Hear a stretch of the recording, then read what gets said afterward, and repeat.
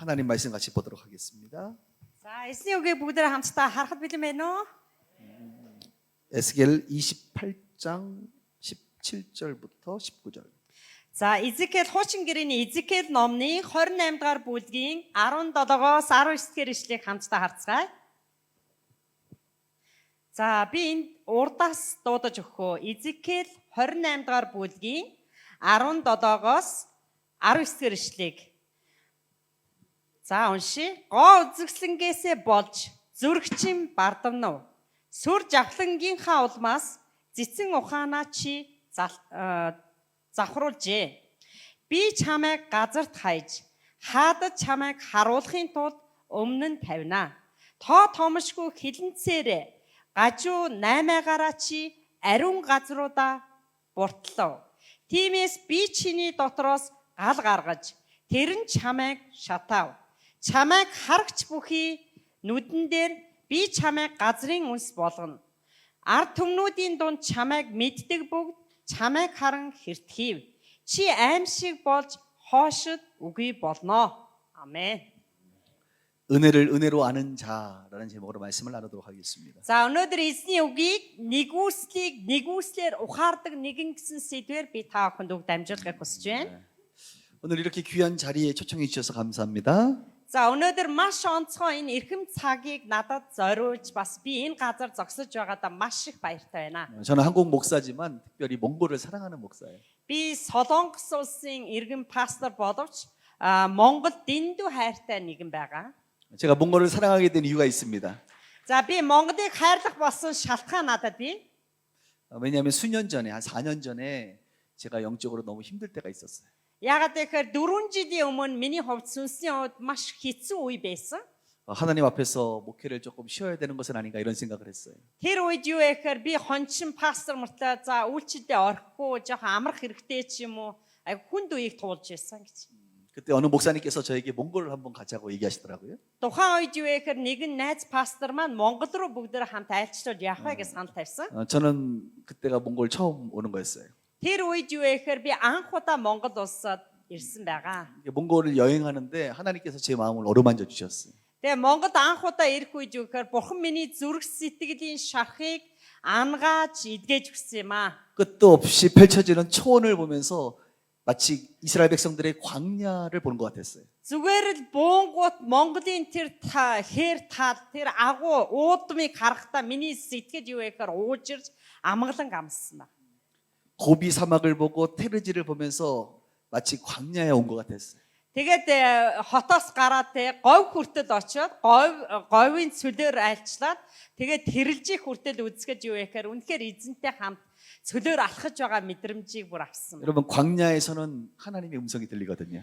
Тэгээд юу гэхээр тэр газар юу гэхээр эзний дуу хоолойг би бас сонссон. 하나님께서 저에게 말씀하시는 것 같아요. Тэгээд эзэн надад өгүүлсэн байгаа. 저를 위로해 주셨고 Миний сэтгэлийг тайтгаруулж тайвшруулсан. 나의 모든 연약함을 헤아려 주셨고 Тэгээд миний сул дорой байдлуудыг дүүргэж өгсөн. 다시 한번 일어나 빛을 발할 수 있도록 사역할 수 있도록 하나님께서 저에게 회복을 허락하셨습니다. Тэгээд энэ Монгол нутаг надад юу гэсэн бэхээр эзний үгээр дамжуулан чи дахин сэрэг бос чи алхаа гэдэг үгийг надад мессеж болгож өгсөн. 그때부터 저는 몽골을 사랑하게 됐어요. Тэгээ миний нөгөө нэг шархалсан зүрх Монгол нутгаар дамжиж эдэгцсэн учраас би илүү Монголыг хайрлах зүрх сэтгэлтэй болсон. 몽골의 말과 양들을 사랑하게 됐고요.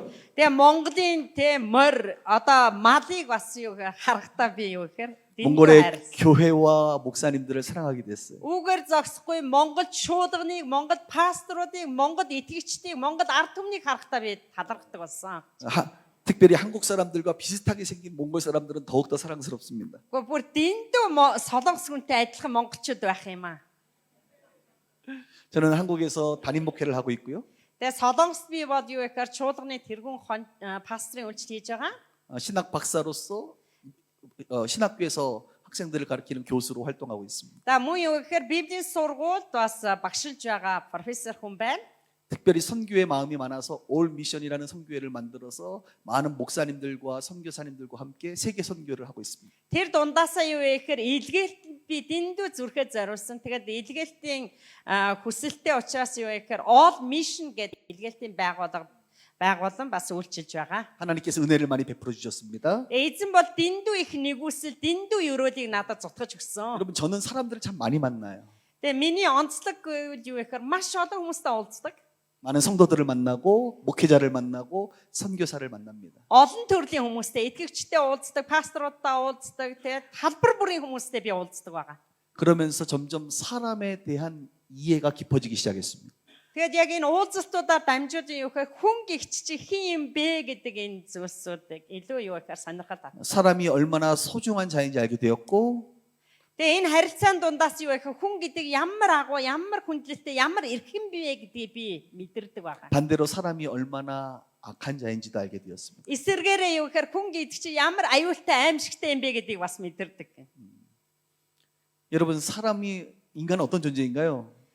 За та бүхнээс асууя. Тэгээ хүн гихч чинь хин юм бэ? Хүн гихч хэн болоод 오늘 저는 하나님과 예수님과 성령님 뭐 교회에 대한 이야기도 할 수 있지만 인간에 대한 이야기를 하고 싶어요. За мэдээж юу гэхээр миний хувьд өнөөдөр ирээд ариун сүнсийн талаар, Бурхны талаар, Есүсийн талаар дамжуулах боломжтой боловч өнөөдөр би онцлон юу гэхээр хүний талаар 특별히 많은 사람들이 성경의 인물들과 많은 목회자들과 많은 하나님의 백성들이 인생의 마지막쯤에 가면 무너지는 것을 많이 보게 됩니다.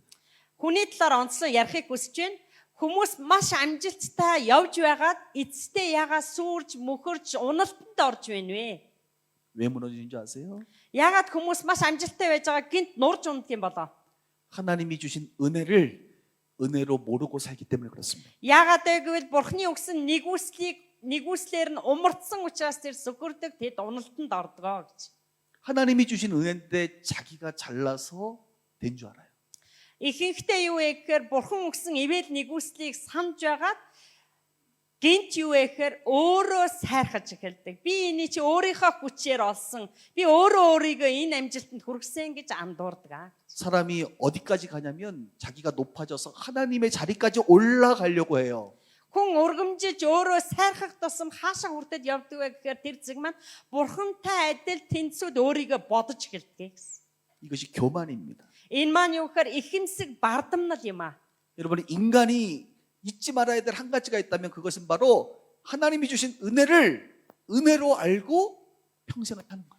Хүний ерөөсөө мартаж болохгүй зүйлийн нэг нь юу вэ гэхээр хүн хүнээрээ байх хэрэгтэй, хүн бардамнаж иж, хүн ихэмсэг биш, хүн илүү даруй байх хэрэгтэй байх.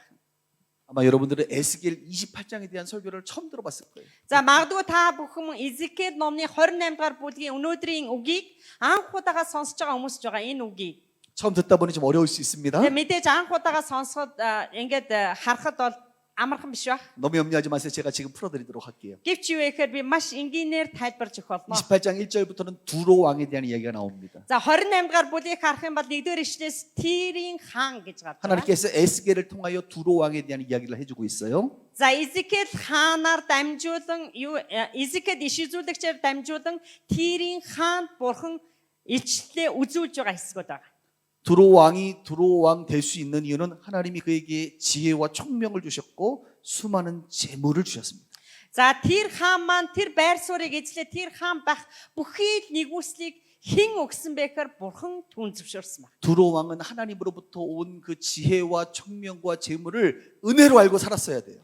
За тэр хааны хувьд юу вэ гэхээр эд хөрөнгө мэрэгэн ухаан тэр хааны эрх мэдэл тэр суудал зөвхөн бурхнаар дамжуулан ирсэн гэдгийг умардахгүй байх байсан. 그런데 그는 교만해져 버렸습니다. Гэвч юу вэ гэхээр эсэргээрээ юу гэхээр тэр даруу биш ихэмсэг бардам болж хувирсан. 그래서 성경에 보니까 나는 신이다. 내가 곧 하나님의 자리에 앉아 있다 이렇게 말하고 있어요. Тэгээд юу вэ гэхээр яг энэ хэсгүүдийг үргэлжлүүлээд унших юм бол тэр хаан маань ингэсэн би бол хаан би бол агуу нэгэн гэж өөрийгөө өргөмжиж ихэрсэн. 인간이 어떻게 그럴 수가 있는가? Хүн ер нь яаж тэгж бардамж чадчих вэ? 여러분 인간은 그럴 수 있어요. Хүн ер нь бол айгүй амархан тэгж хувирах боломжтой. 여러분들이 아주 높이 계시지 않아서 잘 모르는지 모르겠지만 높이 계시다 보면 여러분 내가 신이 될 수 있고 내가 하나님의 자리에 앉아 있는 것처럼 느껴질 수가 있습니다.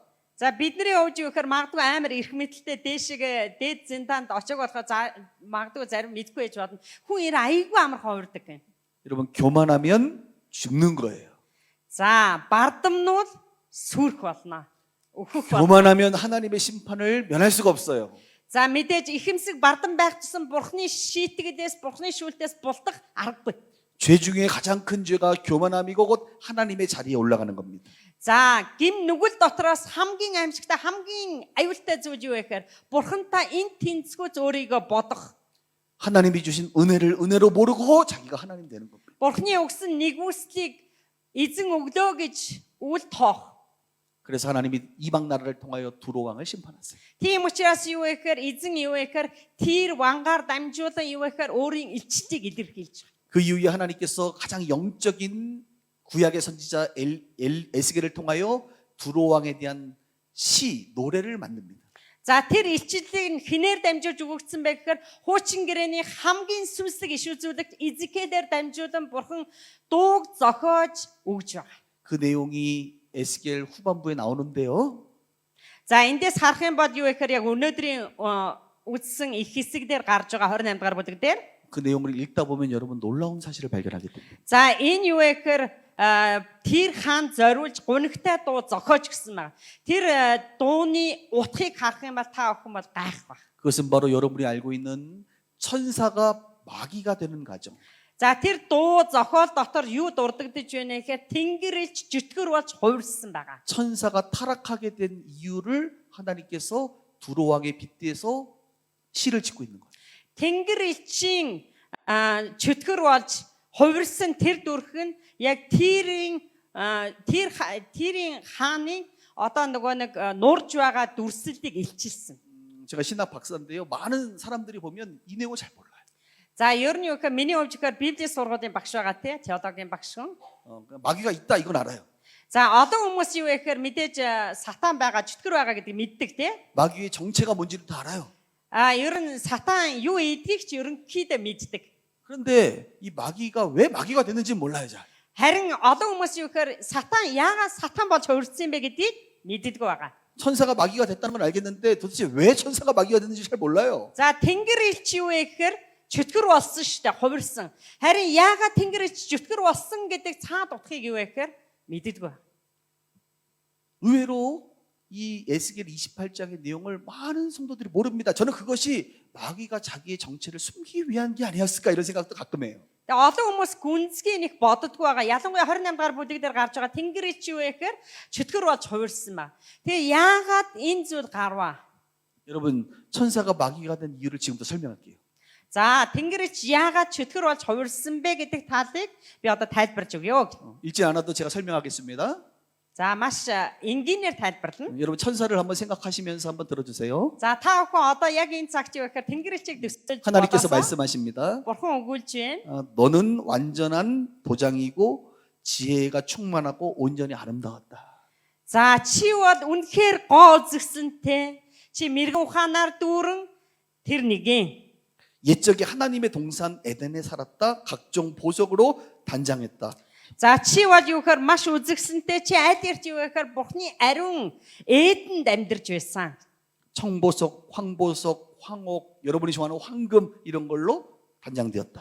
Төрөл бүрийн эрдний чулуугаар чи хүрээлэгдсэн. Бадмараг, молор, алмаз үн талтаар урлагдсан нэгэн гэж. 내가 지음을 받던 달에 너를 위하여 소고와 비파를 준비하였다. 그래서 천사가 하나님을 찬양하는 천사였죠. Би чамайг бүтээхдээ хингэрэг босог ятганд чамайг зориулсан гэж. 너는 기름 부음을 받고 거기는 지키는 그룹과 천사들이었다.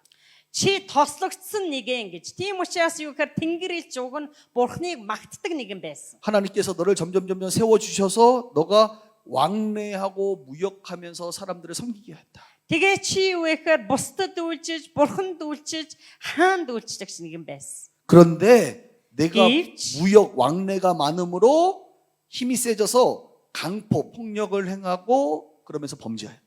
За гэвч чи юу гэхээр алдартай болох тусам чи хүчирхийлэгч болсон гим нүглийн үйлсээр байсан нэгэн. 하나님께서 너를 더럽게 여겨 하나님의 산에서 쫓아냈다. Тэгээд юу гэхээр Бурхны тэр ариун газраас чамайг би хөөх болно гэж. 이런 이야기가 에스겔에 쭉 나오면서 오늘 나머지 이제 여러분들이 읽은 부분은 지금부터 설명할 부분입니다. Тэгээд юу гэхээр яг энэ 28 дугаар бүлийг харах юм бол яг ийм дүр төрхүүд илчлүүд урсаж явж. 내가 아름다움으로 마음이 교만하였고 영화로우면서 부귀 영화를 누리면서 지혜, 하나님 주신 지혜를 더럽혔다. За би гоо үзэгсэнтэй байсан гэвч юу гэхээр Бурхны өгсөн мэрэгэн ухааныг үл тоомсорлсон. 내가 죄악이 많고 무역이 왕래가 불의함으로 성소를 더럽혔다. Тэгээ зогсохгүй юу гэхээр худалдаа 8 хийх үедээ чи бол юу гэхээр хитрхи нүгэлтэн гэх үү? За хитрхи бардам гэх үү? 너를 아는 자, 이제 마귀가 됐잖아요. 너를 아는 자가 다 놀랄 것이며 너가 공포의 대상이 되었다. За тэгээ зогсохгүй юу гэхээр чамааг мэдгчнийг нь чамаар сайрхахгүй болно гэсэн. 여러분 마귀는 공포의 대상이죠. За мэдээж чөтгөр юу хийдгийг ерөнхийдөө бид нар мэдж байгаа те чөтгөр юу хийдэг вэ? Юу үйлддэг вэ? 이런 이야기가 지금 하나님께서 에스겔에게 말씀하시는 거예요. Тэгээ зогсохгүй юу вэ гэхээр Изекэл иш үзүүлэгчээр дамжуулан Бурхан энэ зохиолыг бичиж байна. 천사가 하나님의 성산에서 쫓겨나는 이유가 무엇입니까? За Бурханы тэр ариун газраас тэр тэнгэр элч юу вэ гэхээр хөөгдөж байгаа тэр шалтгаан нь юу вэ? 하나님이 창조한 아름다움과 자기의 위치에서 신실하게 살아가야 했는데 그가 하나님이 주신 권위로 왕래의 무역함으로 말미암아 스스로 높아져서 은혜로 모르는 거예요. За тэр маань яагаад хөөгдөж байгаа гэхээр Бурханы өгсөн нэгүслийг умартаж ихэмсэг бардан болоод өөрийнхөө байр суурьнд үнэн шударга байж чадаагүйгээс болж тэр хөөгдөж байгаа. 힘이 세지고 왕래가 많으니까 폭력을 행사하고 부당하게 행하고 범죄하면서 교만해진 거예요. Эрх мэдэлтэй өөрийнх нь байр суурь баталгаажих тусам тэр дарангуудыг болж хувирсан учраас. 성경은 마음의 교만함이라고 말합니다. Библи маш олон талбар дээр хэлдэг зүрх сэтгэлээ даруй байлгаараа гэж. 그가 하나님의 자리에 하나님이 주신 그 은혜 그 자리 하나님이 주신 그 권세가 아니라 자기의 능력으로 그 자리에 오른 줄 착각하고 있는 거예요. За эрх мэдэл байна уу, өндөрлөг суудал байна уу? Тэр бүгд юу вэ гэхээр эзнэр дамжуулан ирдэг гэдэг бүх умартаас. 은혜로 모르는 거예요. Тэр нэгүслээр нь тэгээсэ. 여러분, За та бүхэн маань 아름다운 사람치고 교만하지 않는 게 쉽지 않습니다. за мэдээж гоо үзэгсэнтэй эрх мэдэлтэй хүмүүсийг харахад юу гэхээр тэр хүмүүсийн хувьд юу гэхээр ер нь ихэмсэг бардам байна гэдэг бол 다행히 우리는 별로 아름답지 않으니까 교만할 이유가 별로 없겠지. за ер нь бол ингэж хэллээ. Ер нь бол юу гэхээр үзэгсэнтэй нийлэн ихэмсэг хүмүүсийг харах юм бол жоохон юм өнгөрөө байна гэхүү жоохон. Харин бидний хувьд яг бас эсэргээрээ бас даруухан байгаа сайхан байна те. 아름다우면 교만해지기 쉬워요. За гоо үзэгсэнтэй байгцсан хүн айгүй юм өнгөрөө сэхэн болдог. 재물, 부가 많은 사람치고 교만하지 않기가 쉽지 않습니다. За эд хөрөнгө нь илбэг байх нэлийн хөрөнгөтэй байгцсан хүн яг ер нь даруй байдаггүй байгаа тий. 여러분 주변에 돈 많은 사람들 치고 교만하지 않은 사람 봤어요? За та бүхэн эргэн тойрноо харах юм бол нэлийн хөрөнгө мөнгөтэй хүмүүс ер нь ямар хандлагатай байдаг вэ? 쉽지 않은 거예요. Ер нь их амархан биш. 여러분 명예와 권력이 있는 사람들 치고 여러분 교만하지 않은 사람 봤어요? За маш их эрх мэдэлтэй хүмүүсийг хараад тэд их даруухан байсан хүмүүсийг олж харж байсан байна уу? 쉽지 않은 거예요. Ер нь их амархан биш юм тэр. 인간은 교만하기 쉬운 사람. За ягаад тэгэхээр хүн гэдэг бол маш хурдан амархан юм хэр ихэмсэг бардам бол. 하나님이 여러분들을 축복해서 아름다움도 주고 재물도 주고 권세도 주고 하나님이 많은 것을 여러분에게 주면 여러분 우리가 참 교만하기가 쉽지 않습니다. За бурхан бүх юм бүх талбараар дүүргэй гэж бодъё. Таны гоо згсэнгээр бэлгаалаа, эд хөрөнгөөр бэлгаалаа, эрх мэдлэр бэлгаалаа. Таныг өргөмжилээ харин та хэр үнэхээр даруй байж чадах вэ?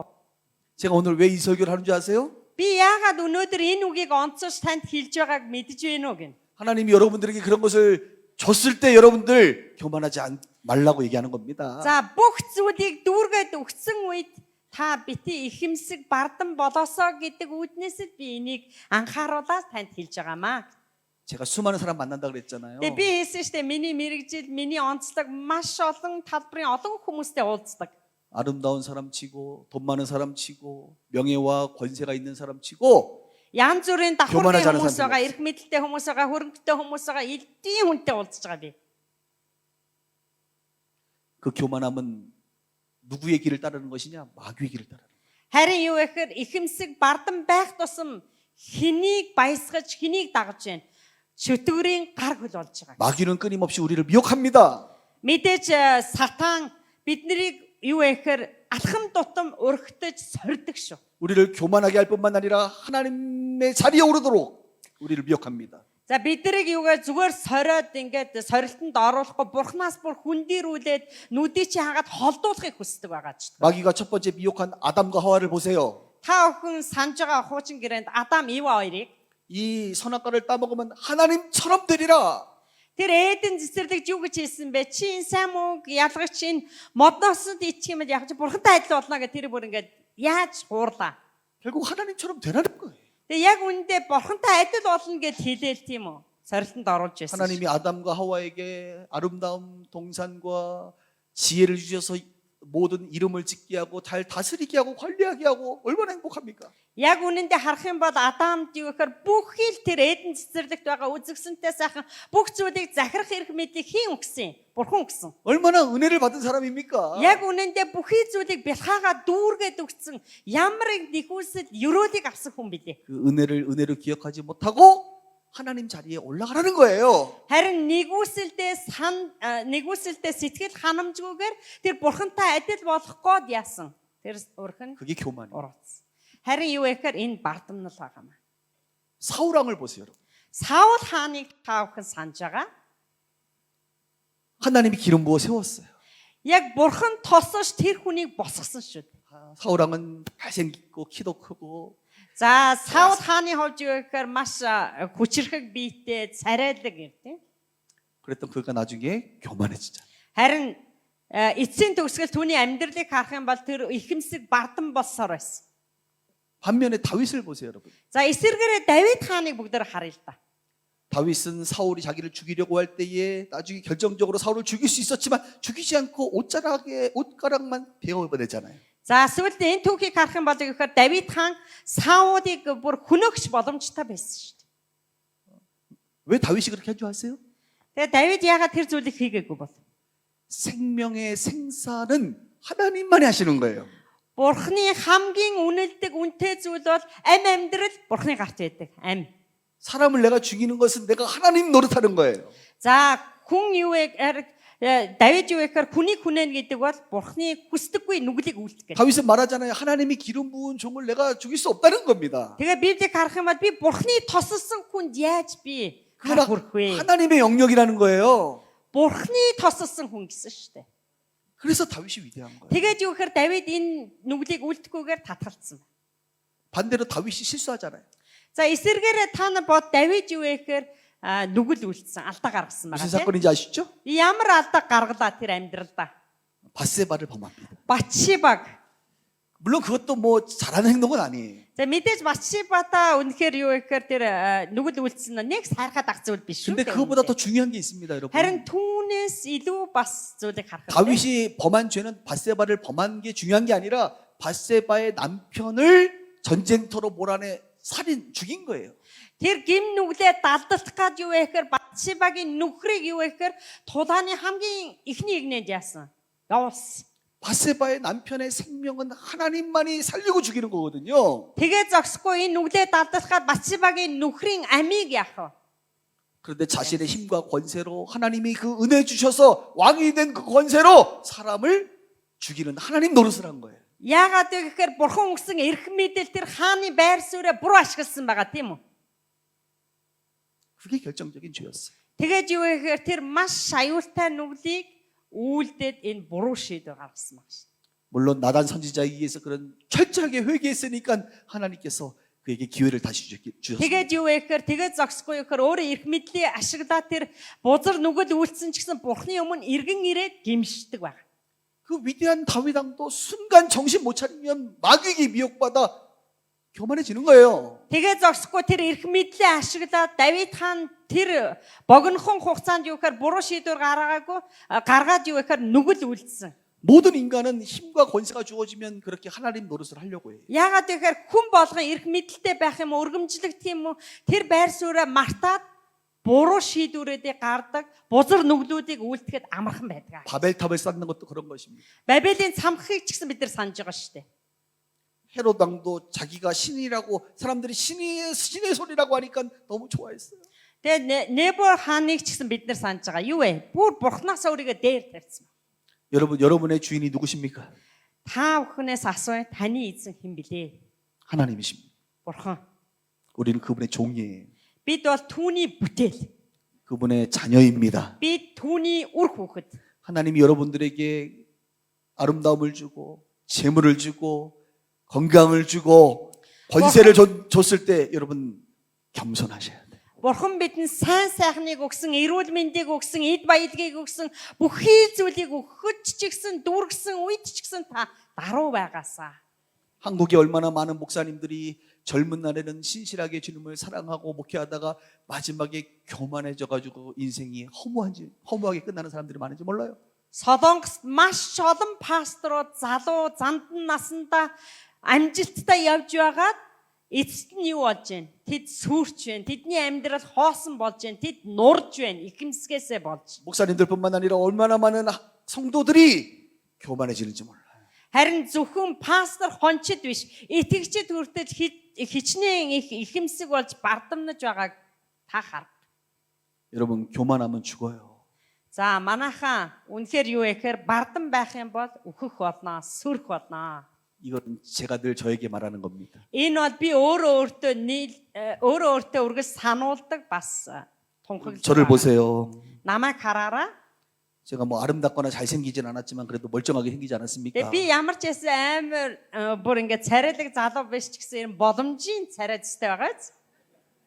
한국의 뭐 제일 큰 교회는 아니지만 그래도 건강한 교회, 존경받는 교회 담임 목사거든요. Гэвч юу гэхээр Монголын бишээ Солонгосын топ бүр том чуулган биш ч гэсэн би юу гэхээр энгийн нэгэн чуулганд хончлоод тэр сайхан чуулганыг бурхан 뭐 өгсөн. 제가 대단한 지위와 청명은 없지만 그래도 신학 박사까지 되고 교수까지 됐잖아요. Тэгээ би чи бүр айхтар мэрэгэн ухаантай ба гоцгоод авьяастай биш ч гэсэн би чи бас ч муучгүй Библийн сургуулийн багш хүртэл өдий бол явчлаа. 이 몽골에서 제일 위대한 우리 아미덕 교회에서 내가 이렇게 지금 설교까지 하고 있잖아요. Тэгээ зогсохгүй юу гэхээр Монголын топ болсон энэ чуулган амьд өг чуулганд өнөөдөр би эзний үгийг дамжуулаад яг энэ газар зогсож байна. 여러분 어때요? 제가 교만해지기 매우 지금 쉬운 상태 아니겠습니까? Тэгээ иймэрхүү нөхцөл байдлууд намайг даахаар би ч айгүй өнгөрөх ирэн боломж нүг нь бүрдээд байгаа байхгүй ингээс ихэд бардамнах 지금 тийм. 교만할 가능성이 지금 매우 높아가고 있지 않습니까? Тэгээ яг иймэрхүү олон нөхцөлд бүрдэх үед хүн айгүй өнгөрөөд өөрийгөө бие тоох байдал нь бүрдээд байгаа байхгүй яг үнэндээ. 앞으로 제가 은퇴하려면 25년이 남았거든요. Тэгээ зогсохгүй юу гэхээр цаашдаа би тэтгэврт гарах хүртэл надад 25 жил үлдсэн байж тээ. 와우. 앞으로 매우 교만할 가능성이 높지요. Тэгээ зогсохгүй энэ 25 жилийг боддоо та хэрхэн ингээд өөрийгөө үндэсгэж бардам болох вэ? Энэ маш олон нөхцөл бүрдээд байгаа. 오늘 이 설교는 여러분들에게 하는 설교일 뿐만 아니라 저에게 하는 설교예요. Гэвч та бүхэнд энэ үгийг дамжуулахаас илүүгээр бас надад хэлж байгаа эзний үг 장 байна. 목사 너 교만하면 죽는다. Жан пастра бардамнууд сүрэн үх болно гэдгийг бүү мартаа гэж 장 хэлсэн. 목사 너 교만하면 마귀 자식 되는 거다. Жан пастра бардамнах тусам хиний гар хөл болох уу? Сатааны жүтгэрийн гар хөл болно гэж над санав. 우리는 주의 길을 갈 자지 마귀의 길을 가면 안 되잖아요. Бид нар эзнийг дагаж эзний замаар шулуун явах хэрэгтэй болохоос ш жүтгэрийн гар хөл болж жүтгэрийг дагах боломжгүй хүмүүс. 겸손하시길 바랍니다. Үргэлж даруй байгаасаа гэж хүсэж. 은혜를 좀 알고 사세요. Үнэхээр нэгүслээр ухаардаг нэгэн байгаасаа. 은혜를 아는 자가 할 것은 하나님을 찬양하는 것밖에 없어요. Тэгээ үнэхээр нэгүслийг мэдэрдэг хүн бол бурхныг өргөмжиж, бурхныг хүндэж, бурхныг магтахаас өөр аргагүй байдаг. 엎드려 주님을 경배하는 것밖에 없어요. Үнэхээр эзний өмнө сөхөрч чаддаг, эзний өмнө мөргөж чаддаг нэгэн байна. 내가 하나님의 자리에 있는 것이 아니라 가장 낮은 자리에서 주님을 높여드리는 것밖에 없어요. Яагаад гэхээр би бурхантай энэ тэнцвүүц тэр байр суурин дээр биш, би өөрийгөө даруусгаж түүний өмнө ирж байгаа ш. 저는 그렇게 평생 살고 싶어요. Би бол үнэхээр тэгж амьдрахыг чин сэтгэлээсээ үздэг. 나는 죄인입니다, 주님. 나는 나의 나된 것은 다 주님의 은혜입니다. Би бол үнэхээр сул дорой нэгэн, би нүгэлтэй нэгэн, надад байгаа бүх зүйл зөвхөн таныхаа гэж би хэлхийг. 평생을 겸손한 종으로 살다가 주님 만나고 싶습니다. Өөхөх өдөр хүртэл би зөвхөн таны өмнө даруугаар алхахыг л би эрхэмлж байна. 이것이 저의 고백일 뿐만 아니라 여러분의 고백이길 원해요. Энэ бол миний итгэлийн тунхаг, миний өчил боловч та бүхний бас өчил байгаасаа гэж би хүсмээр байна. 여러분 좋은 교회 다니고 계시잖아요. Та бүхэн дэндүү сайхан чуулганд явж байгаа мэдэж гинүү. 제가 일부 예배 드리는데 깜짝 놀랐습니다. Би нэгдүгээр шуулганд суугаад үнэхээр бүр ингээд 와, гайхсан. 찬양팀이 찬양하는데 내가 너무 놀랐어요. Тэгээ магтаалын баг өнөөдөр магтаал удирдах байх үед би дэндүү бүр үнэхээр омгсон. 한국에서도 이 정도로 찬양 인도할 수 있는 사람들이 없어요. Ягаад тэгэхээр магтаалын удирдагчид ялангуяа магтаалын дуучид маань солонгос тийм үү ингэж нэг магтдаггүй. 몽골 사람들이 음악에 이렇게 탁월한지 처음 알았습니다. Монголчууд ийм гайхалтай хөгжмийн зэмсгийг эзэмшиж эзэнд магтаал өргөж байгаа энэ дүр төрхийг хараад би бүр дэндүү баярлсан. 우리 찬양팀을 다 데리고 와가지고 뒤에서 봐라 좀 저렇게 좀 해라 이렇게 말하고 싶어요. Би бүр ингээд цуглааныхаа магтаалын багийг бүр авчираад хараач эзнийг магтахад ийм байдгийг та нар нүдэрээ үзгээд бүр үзүүлмээр санагдсан шүү дээ бүр сэтгэл бүр. 정말입니다. Үнэхээр шүү энэ бол зүгээр ингээд үг биш үнэхээр тийм сэтгэл төрсөн надад. 우리가 할 것은 하나님을 예배하고 경배하고 그분 앞에 엎드리는 겸손한 삶입니다. Яагаад вэ гэхээр түүнийг өргөмжилж, түүнийг магтаж, түүний өмнө гараа өргөж итгэлээ өчнө гэдэг бол онцгой сайхан цаг баг. 통역을 하다 보니까 시간이 많이 지났어요. За мэдээж орчуулга хийж байгаа учраас жоохон цаг явлаа. 이제 마지막 한 가지만 얘기하고 За 마칠게요. нэг зүйлийг хэлээд би дуусгая. 여러분 교만한 사람과 어울리지 마시고 겸손한 사람과 어울리세요. Та бүхэн маань ихэмсэг, бардам хүнтэй энэ зэрэгцэх биш. Үнэхээр даруу хүнтэй энэ зэрэгцэж амьдраасаа даруу байгаасаа. 저도 그렇게 늘 겸손한 사람하고 어울리려고 노력해요. Би илүү даруу хүнтэй ойр байж даруу байхыг эрхэмлдэг ба. 아무리 아름다워 보이고 아무리 재물이 많고 아무리 명예가 높아도 교만한 사람은 아예 안 만나고 싶어 그냥 저는. За миний хувьд маш гоо үзэгсэлнтэй, эрх мэдэлтэй, хөрөнгөтэй, мөнгөтэй юмтай байсан ч гэсэн ихэмсэг хүнтэй уулзмаар байдаг. Би бүр зутмаар байдаг. 몇 가지 설명해 드릴게요. Яагаад вэ? 하나님께서 그 사람을 높였을 때에 교만한 사람들은 자기의 노력과 수고로 된 줄 착각하고 있고 겸손한 사람은 모든 것이 주님의 은혜입니다. 자, 은혜와 감사를 입에 달고 살아. Энэ хоёрын ялгаа байгаа. Юу вэ гэхээр бардам хүмүүс юу вэ гэхээр бүх зүйл дүүргэгдээд өгсөн. Эрх мэдэл, хөрөнгө бүх зүйл дүүргэгдээд өгөхөд өөрийнхөө хүчээр өөрөө энэ зүйлийг олж авлаа гэж өөрөөрөө сайрхаж өөрийгөө өргөмждөг. Харин даруу хүн эсэргээрээ надад өгөгдсөн бүх зүйл зөвхөн түүний ивэл нэгүслээ гэж өчтдөг байгаа. 사람을 대할 때도 달라요, 여러분. За хүнийг харгаж гэсэн өөр байгаа. 교만한 사람은 강포를 행합니다. 다른 말로 폭력과 부당함과 갑질과 약한 사람들을 우습게 여겨요. 반면에 겸손한 사람은 작은 사람이라도 존귀하게 하나님의 자녀인 줄 알고 존귀하게 여기고 긍휼과 자비로 섬겨요. За хүмүүсийг харахад юу гэхээр бардам ихэмсэг өөрийгөө өргөмжилсэн хүмүүс юу гэхээр хүнийг маш их ялгарладаг, дээрлэхүү ханддаг, өөрөөсөө дорд үздэг ирнэ. Харин юу гэхээр эсэргээрээ даруй хүмүүс тэр хүнийг хүний нүдээр харж хүнлэг ханддаг байгаа. Тэр хүнийг өөрөөсөө өргөмжилсэн сэтгэлээр хандж хардаг ба. 그러니까 여러분 사람 대하는 거 보면 알아요. Ерөн хүнийг ингээд гадаас нь харахад ерөнхийдөө мэддэг шүү дээ, тийм үү? 아무리 높은 사람도 자기가 받은 게 은혜인 줄 알기 때문에 한 영혼 한 영혼을 소중하게 여긴단 말이에요. Дэндүү бүх юмд дүүрсэн агуу хүн ч гэсэн даруй хүн юу гэхээр хажуу хүнийг өөрөөсөө дээр бод. Маш эрхэмлэн. 교회에서 봉사할 때도 마찬가지입니다. 교만한 사람들은 자기의 의를 드러내고 싶고 인정받으려고 하지만 겸손한 사람은 숨어서 하나님께만 영광이 되는 그런 사랑의 동기로 은혜 받은 자의 감사로 하는 거예요. За чуулган дотор бас яг адилхан байдаг. Бүгдээрээ эзэнд үйлчилж байгаа. Гэвч юу вэ гэхээр ихэмсэг бардам хүмүүс чуулганд үйлчлэхээр яг хүнд харагдахын төлөө хүний өмнө юу вэ гэхээр ажил хийсэн болж харагдахын төлөө харин юу вэ гэхээр яг эзний өмнө үйлчилж байх үед даруугаар чимээгүйгээр юу вэ гэхээр эзний өмнө үйлчилдэг бас хэсэг хүмүүс байдаг. 혹시 하나님께서 여러분들을 교회의 리더로 세우신다고 한다면 교만한 리더들은 사람들과 왕래하면서 자꾸 비판하고 판단하고 당을 찍고 이간질하기 바빠요. За жишээлбэл юугаар чуулган ч гэсэн бид нэр тодорхой хэмжээгээр үүрэг ороод аваад үйлчилж байх үед магадгүй та бүхэн маань ингээд ихэмсэг бардам байх юм бол юу гэхээр хүмүүсийг дээрлэхэж хүнийг юу гэхээр би чиний эрх мэдэлтэй дээд тушаалтан шүү гэдэг өнцгөөс бити хандаасаа. 겸손한 리더들은 권위와 질서를 잘 알고 하나 되고 연합하려고 하고 그리고 리더들을 존경하면서 이렇게 하나가 되려고 해요. Харин юу гэхээр мэрэгэн даруй удирдагч юу вэ? аль болох эв нэгдлийг эрхэмлэж, тэр хүмүүсийг ятгах, тэр хүмүүсийг урамшуулж, эв нэгдлийг эрхэмлэхээс гадна юухаар тэр хүмүүсийг өргөмжилж хүндлэлтэй ханддаг гэсэн. 한국 교회가 이게 제일 약해요. Энэ манай солонгос чуулганд маш их асуудалтай зүйлийн нэг нь энэ байна. 한국은 기본적으로 분열의 영이 있어요.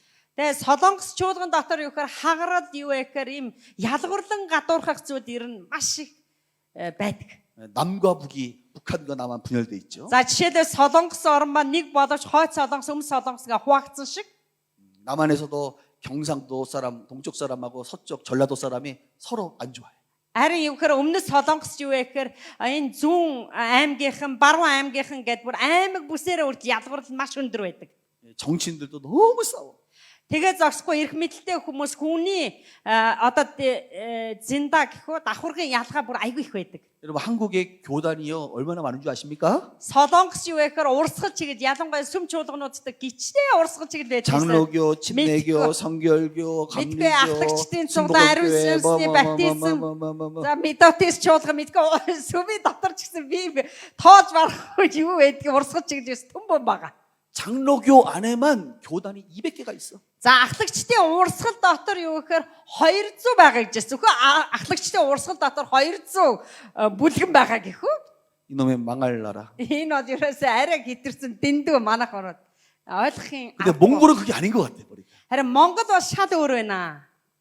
연합하고 하나 되고 서로 섬기고. Бие биендээ найр тавиад эвлэлтхийг хүсэж нэгдмэлийг эрхэмлдэг байна монголчууд.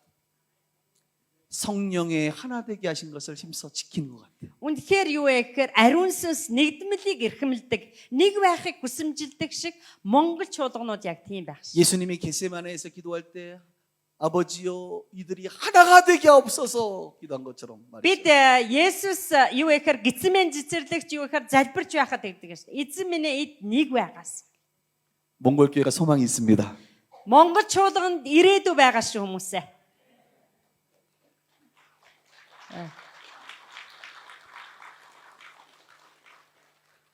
교만하지 맙시다. Ихэмсэг бардам бүү байцгаая. 그거는 마귀의 길을 가는 거예요. Тэгвэл сатаныг дэмжиж сатаны гар хөл болж ашиглагдах болно. 겸손의 길을 갑시다. Харин бүгдөө дарууг сонгоцгоё. Даруу руу явцгаая. 우리 예수님은 마음이 온유하고 겸손하셨어요. Есүс Христ тэр агуу нэгэн дорд болж даруу болж ирсэн шүү дээ. Би түүнийг дуурайцгаая. 하나님이 여러분들에게 부와 명예와 권세를 주시길 축복합니다. Эзэн танд эрх мэдлийг өгөх болтугай, эд баялагийг өгөх болготой. Бүхий сайн сайхныг дүүрэх болтугай. 그러나 더 중요한 것은 Гэвч энэ бүгдээс дээшээ даваад хамгийн чухал зүйл нь 겸손히 은혜를 은혜로 아는 자로 평생 살길 주 이름으로 축복합니다. даруу. Нэгүслийг нэгүслэр ухаардаг нэгэн байгаараа. 할렐루야. Халелуя. 기도하겠습니다. залбирцгаая. 주님 감사합니다. Эзэн минь танд баярлалаа. 우리를 구원하여 주셔서 감사합니다. Өнөөдөр биднийг аварсан танд талархаж байна. 존귀한 주님의 자녀 되게 하심을 감사합니다. Өнөөдөр эзний хүүхдүүд болгож дуудсан учраас танд баярлалаа. 하나님을 왕으로 섬기며 살게 하옵소서. Эзэн таныг хаан мэт, таныг хаадын хаан мэт өргөмжлөн амьдрахыг хүсэж байна. 마귀의 미혹을 받아 교만하지 않게 하옵소서. Сатаны янз бүрийн урх ирсэн, сорилт ирсэн ч гэсэн 예수님을 따라 겸손한 삶을 살게 하옵소서. Есүсээс хол байлгүй таныг даагаж 예수님의 өөрөө 이름으로 амьдрахыг хүсэж байна. 기도합니다. Есүсийн нэрээр талархан гуйж байна. 할렐루야. 아멘. 아멘.